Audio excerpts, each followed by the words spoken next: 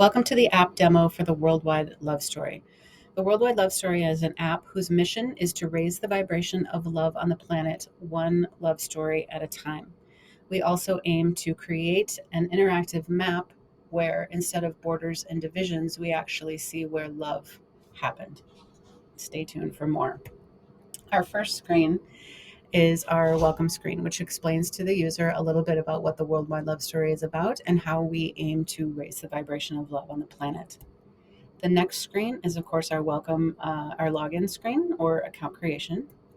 The next screen is where we actually have like a fork in the road. The users need to make a decision. They can either make the choice to find and read about a love story, or they have the choice to share their own love story. Let's assume for a moment that they decided to find a love story that they wanted to read about. So they have three options with which to do that. They can spin the globe, which will have tiny points of light, and the tiny points of light represent a pin on the map that was dropped by someone who shared their story, and the pin represents where they were standing when they realized they loved their person. They also have the second option is a search function where they can drop in a keyword. So, say they want to know just about people named Roger that were involved in a love story. They can search by Roger. Say they want to search by Fifth and Madison in New York, and they want to know how many people happen to fall in love on Fifth and Madison or mention that in their story. They can, of course, enter that in the search box. The third option is the shuffle button, and that's sort of where you get to let fate decide, and fate will sort of serve you up a love story, and you get to see what happened there. Should you decide that you want to zoom in on the globe, this is sort of an idea of what will happen next. The closer you get, the more you'll see different points of light, again, which each represent different love stories or where people were standing when they realized they loved their person. As you continue to zoom in, of course, you do still have the options if you want to enter the keyword or shuffle it up.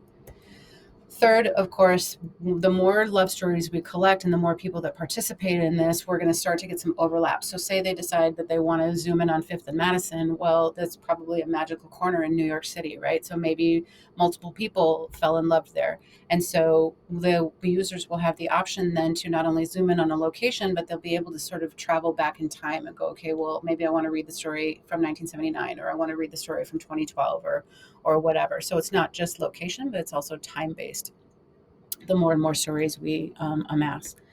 The closer they get into searching on a map or a location or so forth, they will be served up a number of stories that closely match their search or are in the vicinity of what they were looking to zoom in on.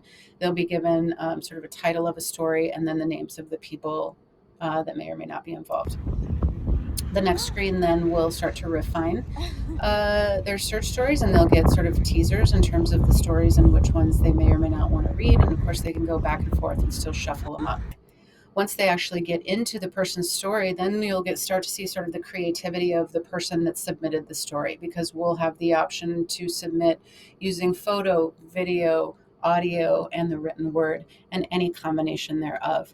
What we hope is that this will then keep things as accessible as possible as well, because not only do we want to encourage diversity and stories from around the world, we also want everyone to be able to participate as much as technologically possible, right? So maybe people who are vision impaired can listen, and maybe people who are hearing impaired can read, and any cool combination thereof. We want technology to be as inclusive as possible.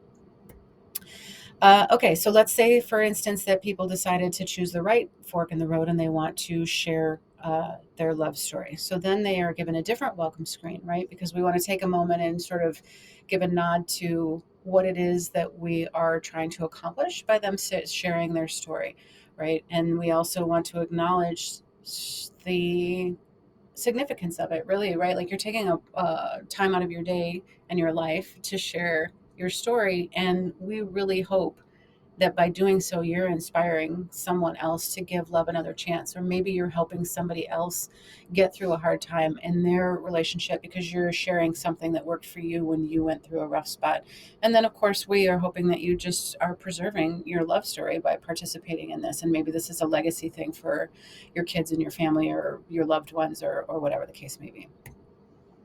The next screen, so that of course explains the why of what we're doing. This screen then explains more of like the what and the how. This is the community guidelines. This is what we're asking you to do, and this is I don't know, more the nuts and bolts of what's involved in sharing your story. Here's where the actual creativity and the writing begins. And then you'll see here that people will have the option again photo, video, audio, written word. The lower third of the screen will remain that way in terms of like there's 5 questions that we ask that you include answers to in the stories that you're sharing. And those will be listed here. Very curious in terms of like how did you and your person even come to meet, like picking out melons in the supermarket, or what happened. We want to know what it was about your person that attracted you to them. I think that's a very curious thing. I also want to know, what's a story that what's a challenge that you went through that you were able to overcome, that instead of, we hear all the newlywed stories. I'm curious and want to collect real stories of real people in love who have been through some shit and still chose each other and still chose love.